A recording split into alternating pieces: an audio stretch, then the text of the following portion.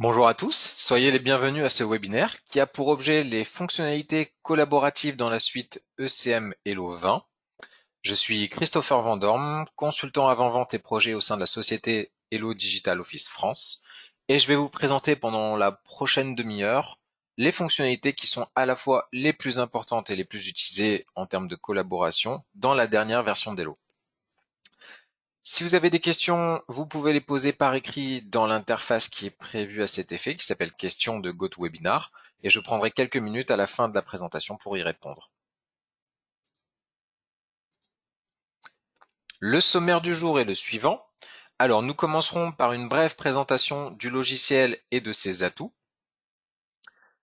Ensuite, place à la démo où nous verrons donc le fil d'actualité sur la page d'accueil et HelloFeed dans l'interface.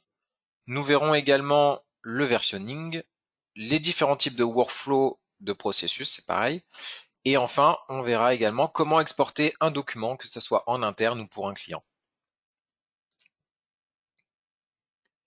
Avant de rentrer dans le vif du sujet, donc quelques mots sur la société Hello. Donc c'est une société qui a été créée en 1998 à Stuttgart et qui a aujourd'hui une couverture internationale dans plus de 40 pays grâce à un réseau de partenaires.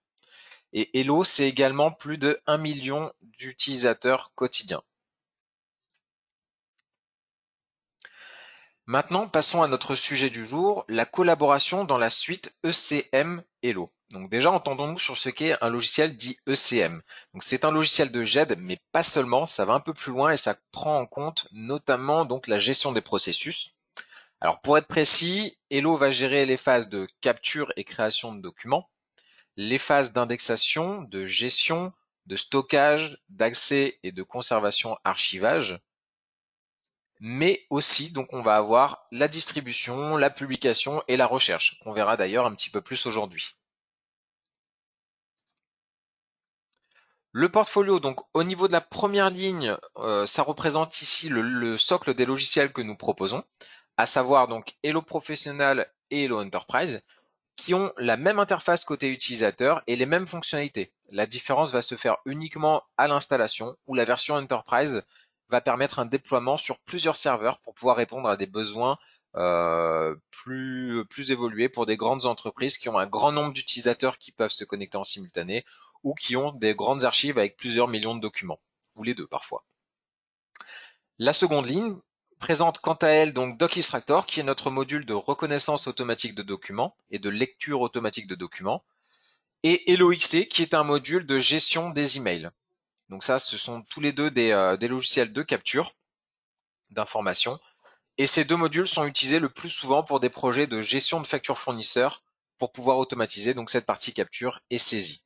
On les verra pas forcément aujourd'hui puisque on va plutôt s'intéresser à la partie collaboration donc qui intervient dans le cycle de vie un peu plus tard donc pour le cycle de vie du document.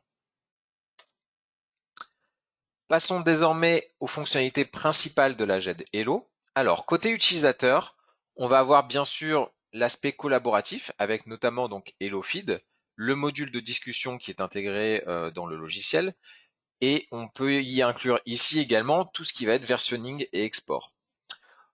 Ce sont des fonctionnalités qu'on va détailler par la suite.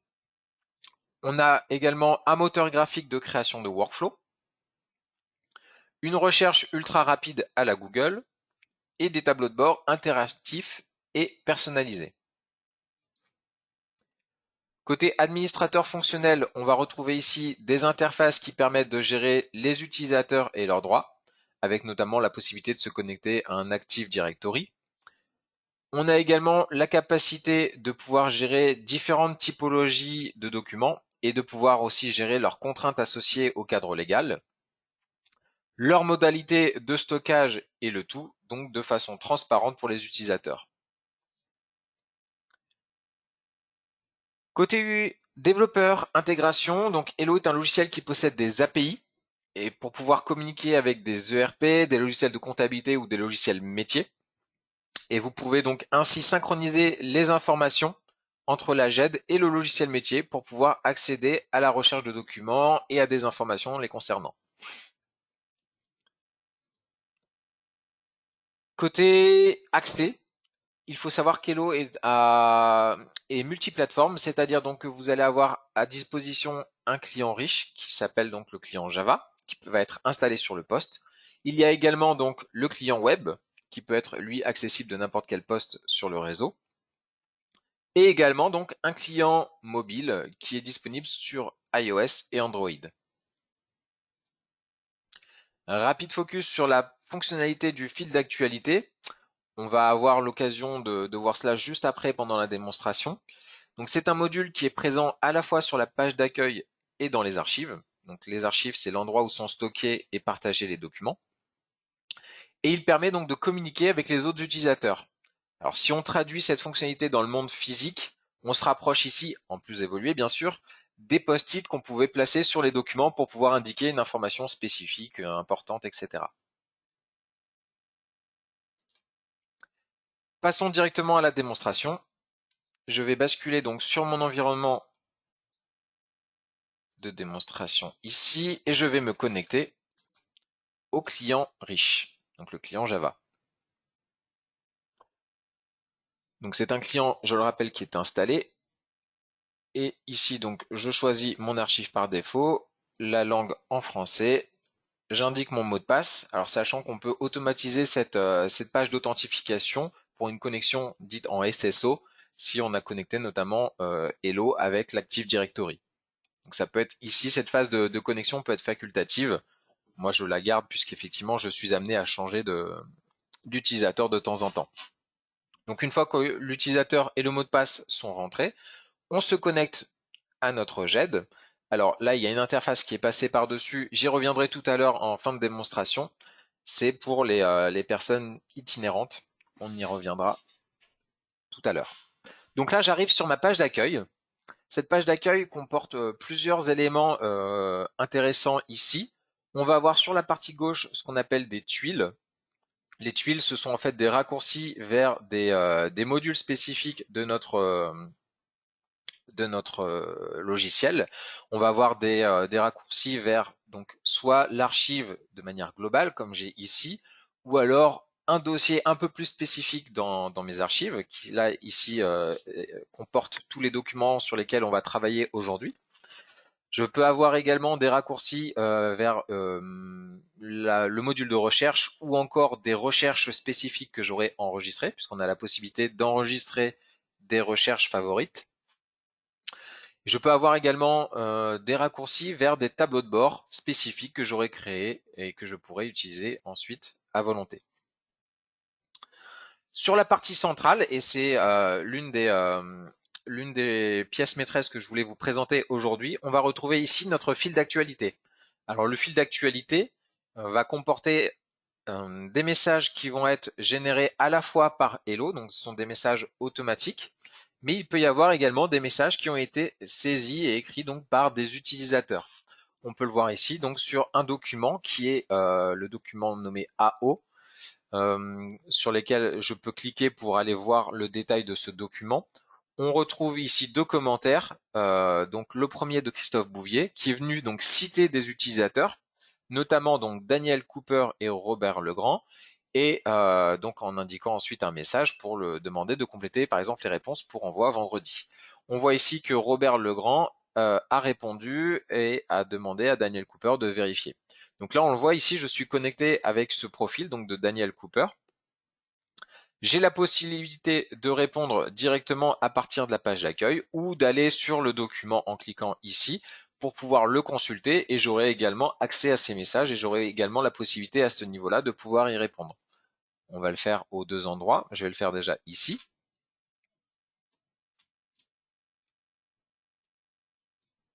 Voilà.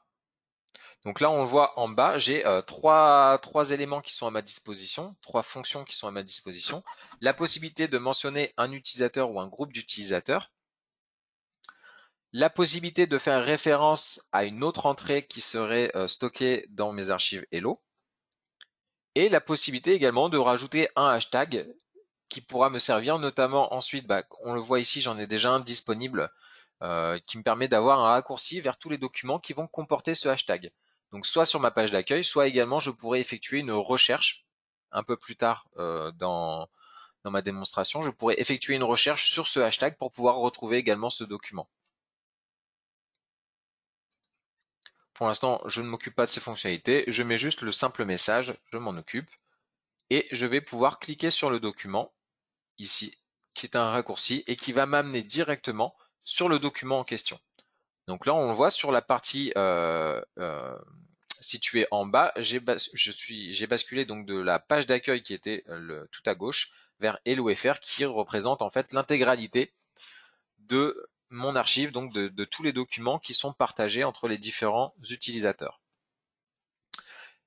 En cliquant sur AO, j'ai pris le focus donc sur mon archive directement sur le document qui m'intéresse. Sur la partie droite de mon interface, je vais retrouver donc mon feed, ce qui correspondait à ce qu'on avait dans notre fil d'actualité, et on retrouve les différents messages. J'ai évidemment la possibilité d'en rajouter si je le souhaite ou non. Sur la partie gauche, ici, je vais avoir le plan de classement avec les différents dossiers et sous-dossiers auxquels j'ai accès.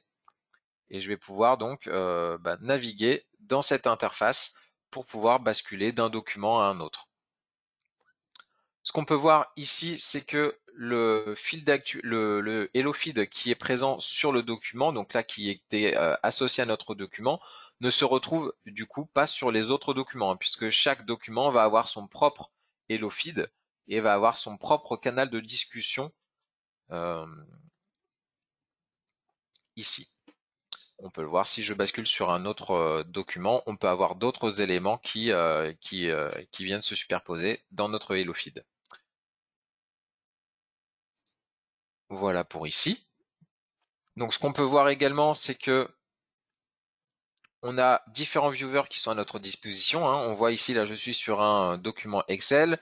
Je peux avoir également un document Office, un document PowerPoint. Donc ça c'est pour tout ce qui va être suite Office. On peut avoir également des images qui peuvent être également visualisées ici directement. Et tout autre type de document aussi peut être bien sûr intégré dans la GED. S'il n'y a pas de preview qui est prévu dans Hello directement, vous aurez bien sûr la possibilité de le visualiser en faisant un double clic dessus pour pouvoir l'ouvrir avec le logiciel habituel. Je vais revenir sur mon document, par exemple un document Word, et je vais vous présenter maintenant donc la partie versionning. Donc comment collaborer avec ses collègues, ici par exemple en travaillant sur le même document. Donc pour cela, je vais faire donc maintenant un clic droit sur mon document et je vais faire Checkout et modifier. Alors, qu'est-ce que cette action vient d'effectuer dans la GED? On le voit donc déjà, ça nous a ouvert notre document avec le logiciel sélectionné, par défaut dans Windows pour cela, donc c'est-à-dire ici Word. Ça nous a ouvert donc notre document. On va pouvoir ici le modifier, on voit on a la main dessus. Et dans la GED, on voit maintenant qu'il y a entre parenthèses le nom de l'utilisateur avec lequel je suis connecté qui est venu se mettre à côté du nom du document. Pourquoi? En fait, tout simplement parce que ça signifie ici que le document est actuellement bloqué en écriture pour les autres utilisateurs parce que justement Daniel Cooper est en train déjà de modifier ce document. Donc les autres utilisateurs pourront toujours visualiser le document mais ne pourront pas le modifier. Je vais effectuer quelques modifications. Voilà. On va modifier un peu cela.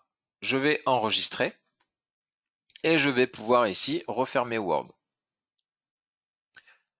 À l'heure actuelle, mon document n'a toujours pas été mis à jour dans Hello. C'est-à-dire que si je fais afficher, je vais toujours avoir l'ancienne version qui sera affichée. Donc, et là, ça correspond en fait à la version qui sera disponible en visualisation auprès des autres utilisateurs. Si je souhaite mettre à jour le document de travail sur lequel je viens de travailler, il faut que j'effectue donc la tâche de check-in pour dire que je souhaite mettre à jour mon document. Donc là, j'étais sur une ancienne version qui était la version 1 et donc par défaut, on me propose la version 2. Je peux laisser ici. Je peux rajouter un commentaire si je le souhaite.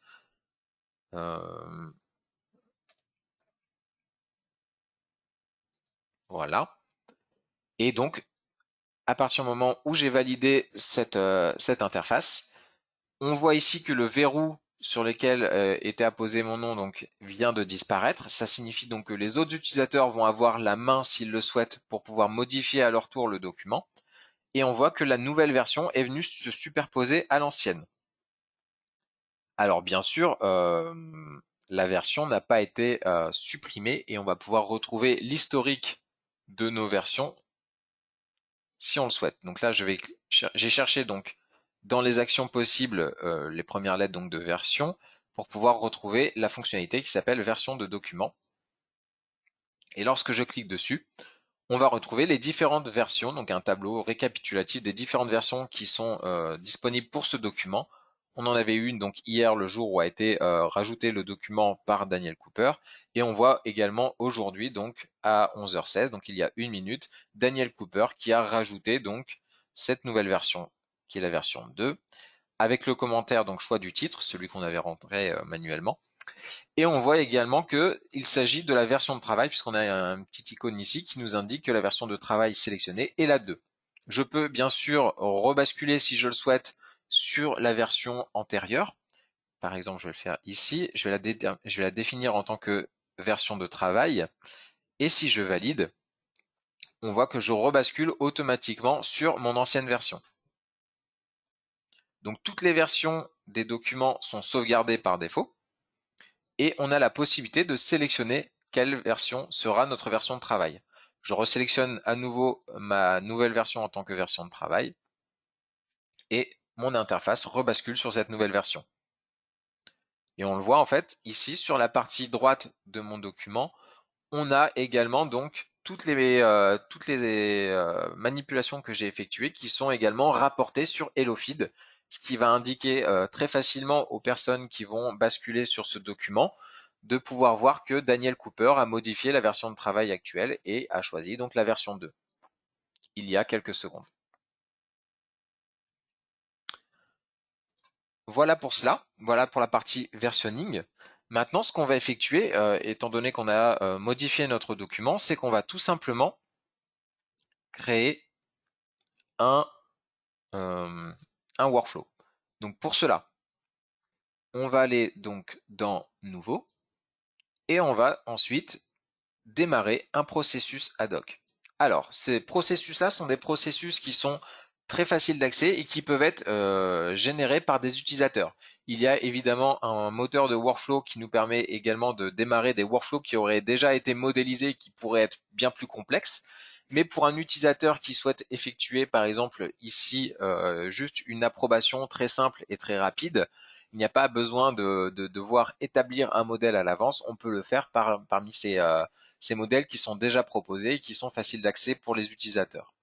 Là, par exemple, je vais demander une approbation, donc soit en série, soit en parallèle. Je vais demander en parallèle, mais bon, peu importe puisque je vais demander cela qu'à une seule personne. Donc, je vais ici saisir les premières lettres de la personne à qui je souhaite faire valider mon document, à savoir Robert Legrand. Je vais lui demander donc pour approbation.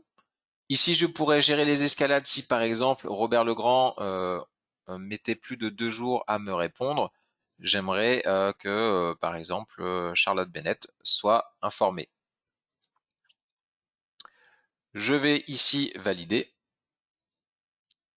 Et donc, on voit maintenant que le processus a été démarré. Alors, je vais basculer donc sur mon navigateur et je vais me connecter maintenant avec le profil de Robert Legrand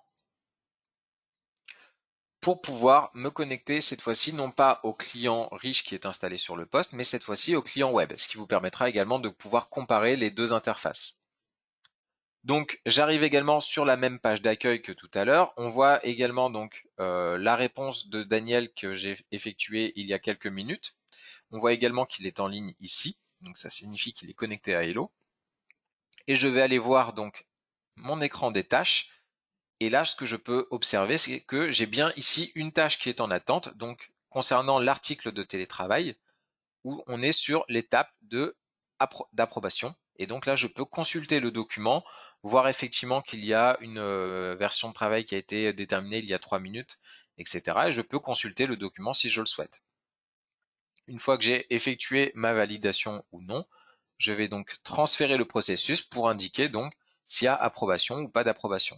Donc là, je vais par exemple indiquer mon approbation.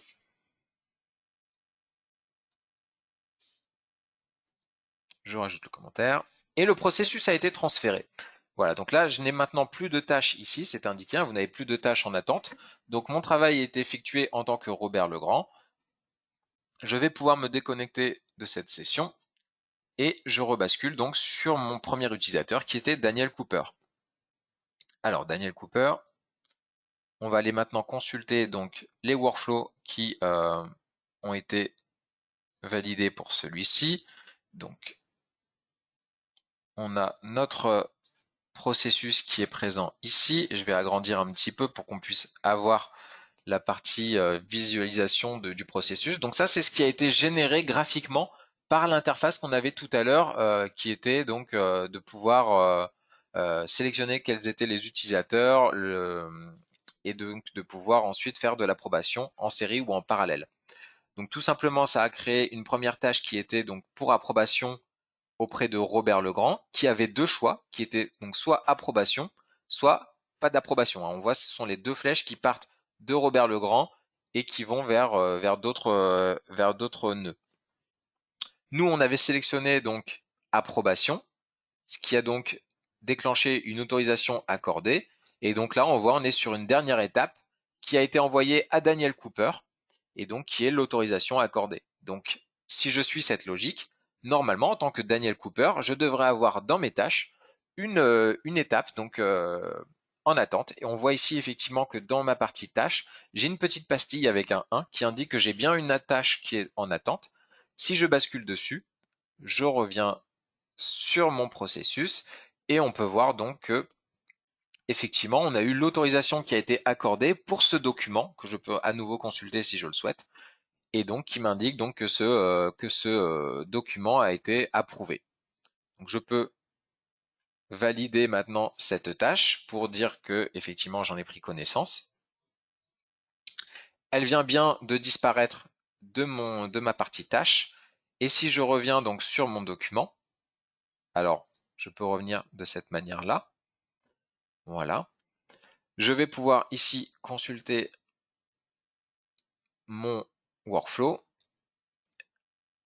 Alors, qui n'est pas celui-ci, mais celui-ci, voilà, celui-ci. Et donc, on peut voir donc que ça a été transmis. Donc, c'était pour approbation, ça avait été démarré à 11h20 chez Robert Legrand et il l'avait lui-même validé à 11h22. Et on voit donc ici que je l'ai reçu moi à 11h22 et que je l'ai terminé à 11h24. Donc là, on a bien en fait toutes les informations de qui a validé et à quel moment.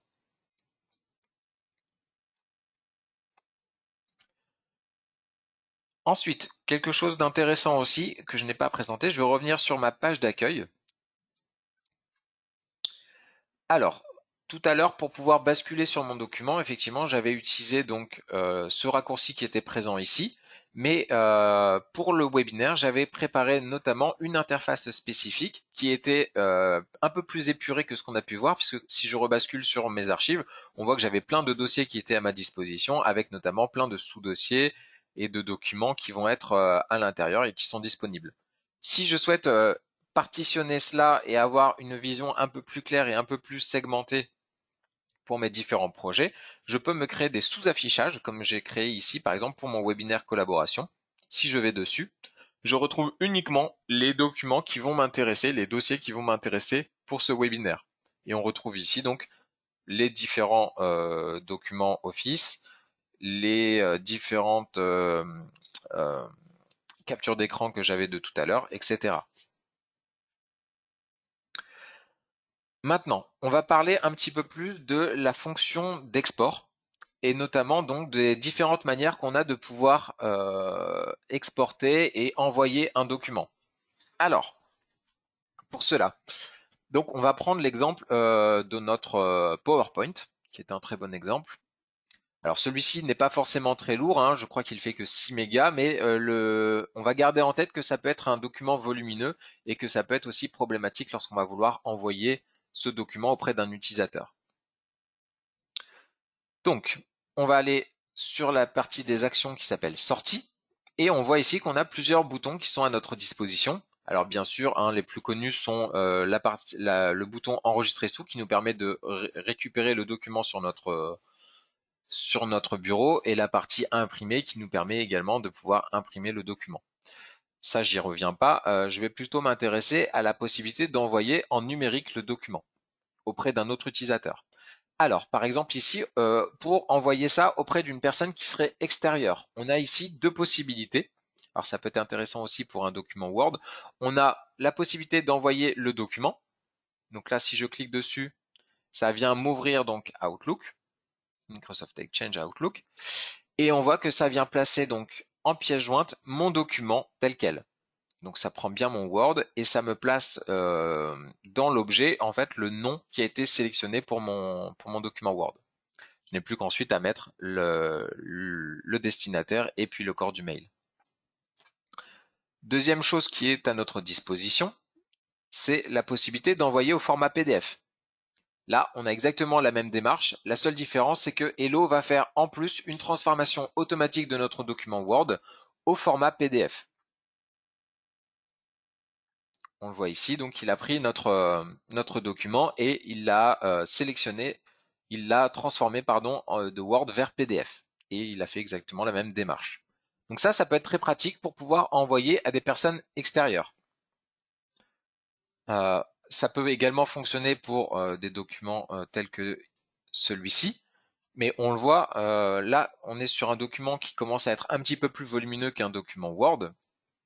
Et on va parfois rencontrer des problématiques euh, liées à la taille du document.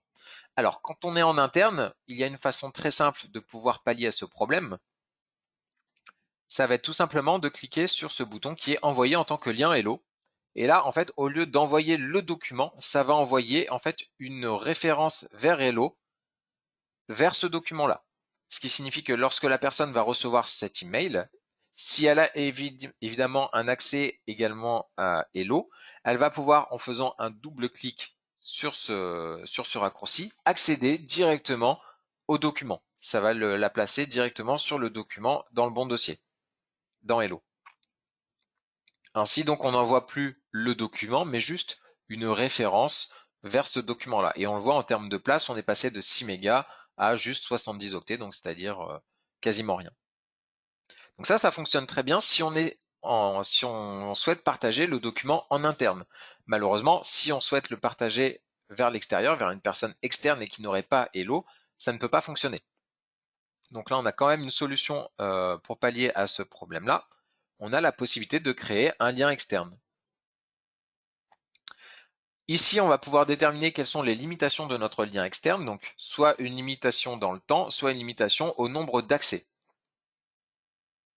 Et ensuite, on va avoir la possibilité donc soit de rendre le lien, donc de le copier dans la mémoire temporaire, soit de l'envoyer par email. On va sélectionner envoi par email et ça va effectuer à peu près la même action que tout à l'heure, à la différence que au lieu d'avoir cette fois-ci en pièce jointe notre document, ça va préparer un lien. Donc il faut évidemment que la JED Hello soit ouverte sur l'extérieur pour pouvoir ensuite, en cliquant dessus, accéder à notre document sans avoir besoin d'avoir un identifiant et un mot de passe Hello. Bien sûr, l'utilisateur n'aura pas accès aux autres documents, hein, ça lui donne accès uniquement à ce document précis.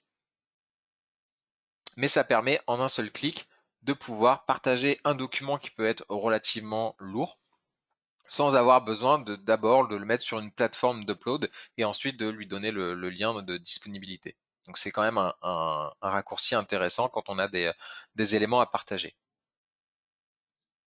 Donc voilà pour une personne qui souhaiterait partager à la fois en interne et également en externe donc les documents. Maintenant je vais prendre un autre cas un peu particulier.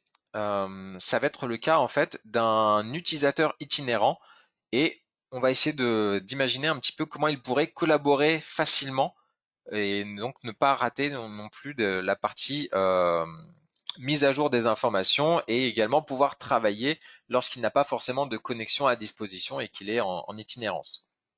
Là, on a un module qui est compris en standard qui s'appelle Mobile Connector et qui permet à un utilisateur de pouvoir synchroniser un dossier Hello avec un dossier Windows.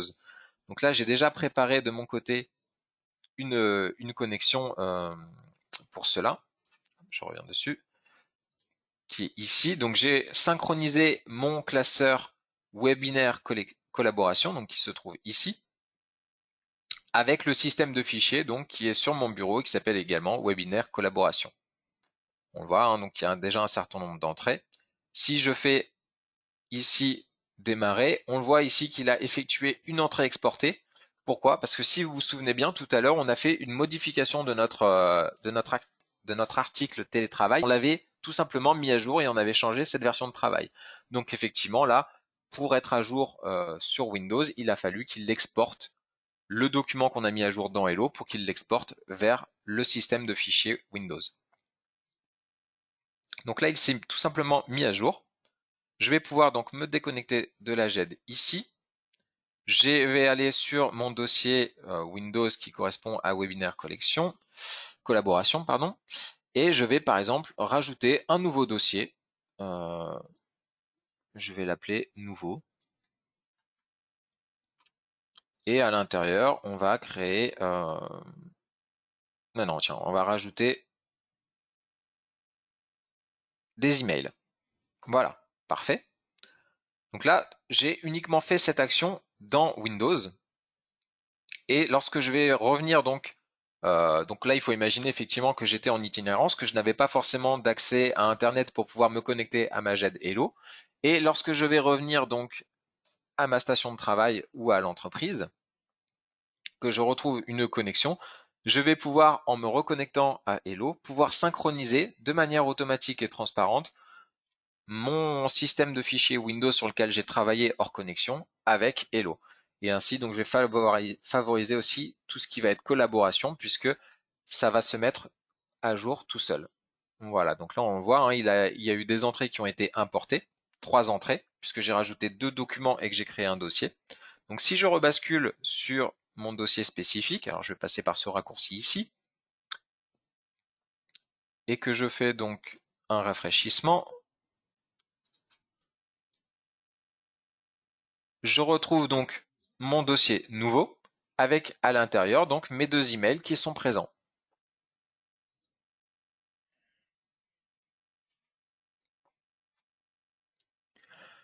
Voilà pour cette partie-là. Je terminerai donc cette partie démonstration par la partie recherche, puisqu'effectivement une GED a comme fonctionnalité principale la partie recherche.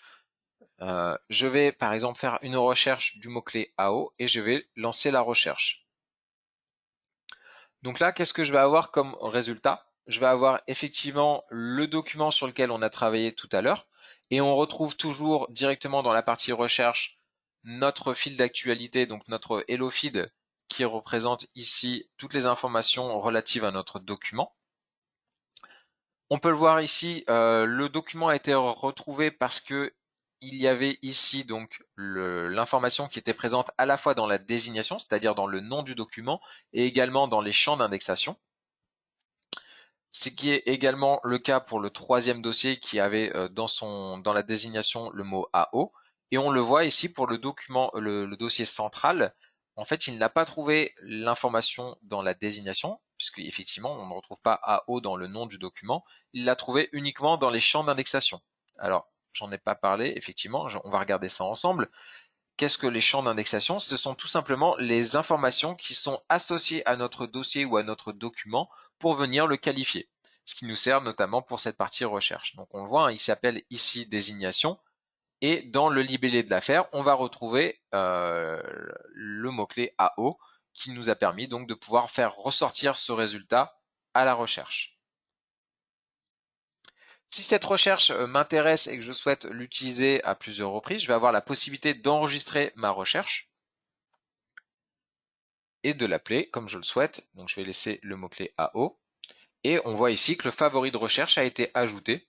Et je vais pouvoir retrouver donc dans mes tuiles, ma tuile de recherche AO que je vais pouvoir mettre où je le souhaite ici par exemple. Et lorsque je vais cliquer dessus, ça me fera basculer directement vers ma recherche. Alors là, effectivement, j'avais fait une recherche relativement simple. J'avais fait une recherche avec uniquement un mot-clé à la Google. On peut bien sûr étoffer cette recherche en rajoutant par exemple d'autres informations, en indiquant par exemple qu'on veut uniquement une entrée libre. Et là, on retrouve par exemple uniquement notre fichier. On peut indiquer également qu'on veut qu'il soit déposé par Daniel Cooper, qu'il ait été déposé dans les 30 derniers jours. Voilà, on peut rajouter un certain nombre de facettes d'informations qui vont venir filtrer cette liste de résultats pour qu'elle devienne de plus en plus précise.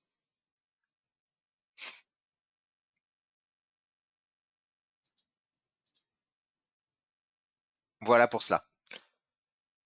C'est ainsi que s'achève cette démonstration. Je vais rebasculer sur ma partie présentation.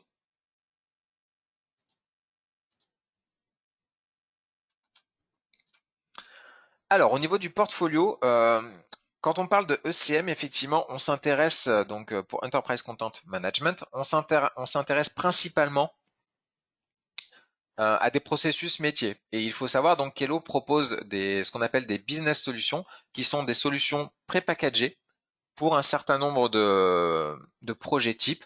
On va avoir notamment la possibilité de gérer les factures fournisseurs, la possibilité également de pouvoir pré-packager donc la gestion des contrats, la gestion des visiteurs, la gestion des ressources humaines également, donc qui passe par deux sous-projets, que sont donc les dossiers du personnel, mais également la partie recrutement.